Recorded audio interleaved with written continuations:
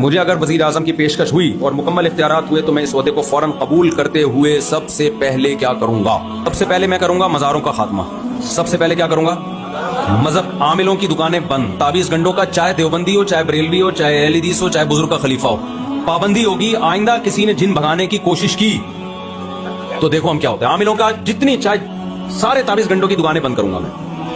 مزار حدیث میں آتا ہے نا، صحیح مسلم کی حدیث ہے، نبی صلی اللہ علیہ وسلم نے حضرت علی کو بھیجا کہ ایک بالش سے اونچی قبر کو گرا دو اور کوئی پکی قبر نہ رہے. کوئی پکی قبر نہیں رہے گی کیونکہ بیسک تو اسلام کی توحید ہے نا، وہی نہیں ہے تو پھر کیا فائدہ. دوسرے نمبر پہ عاملوں کی دکانیں ساری بند.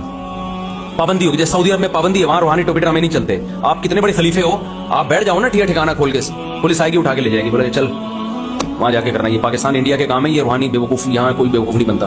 لیکن عربوں کو پاکستانیوں نے دبا کے بیوقوف بنانا شروع کر دیا. یہاں سے باقاعدہ عامل جا رہے ہیں جھاڑ پھونک کرنے کے لیے عربوں کی، ان کو بیوقوف بنا دیا ہے. چھپ چھپ کے جاتے ہیں، غیر قانونی.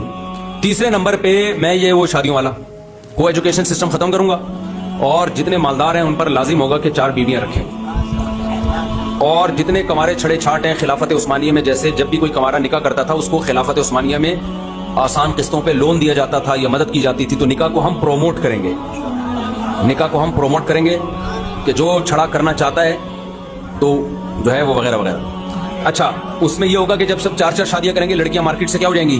چھاٹ ہو جائیں گی. تو جو چھڑے چھاٹ کو ایک بھی نہیں مل رہی وہ کیا کرے گا؟ پھر تو نہیں ملیں گی. بہت سے کمارے چھڑے چھاٹ ہوں گے تو پھر ہم ان کو باہر امریکہ بھیجیں گے انگریز لڑکیوں سے شادیوں کے لیے.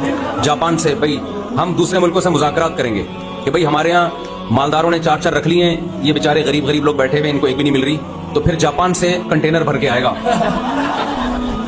بیویاں امپورٹ ہوں گی وہاں سے، ٹھیک ہے نا. تو چینگ پونگ پھر چانچی یہ چائنیز سے اس طرح کی چیز آئے گی کیونکہ ان کو اچھے شوہر نہیں مل رہے.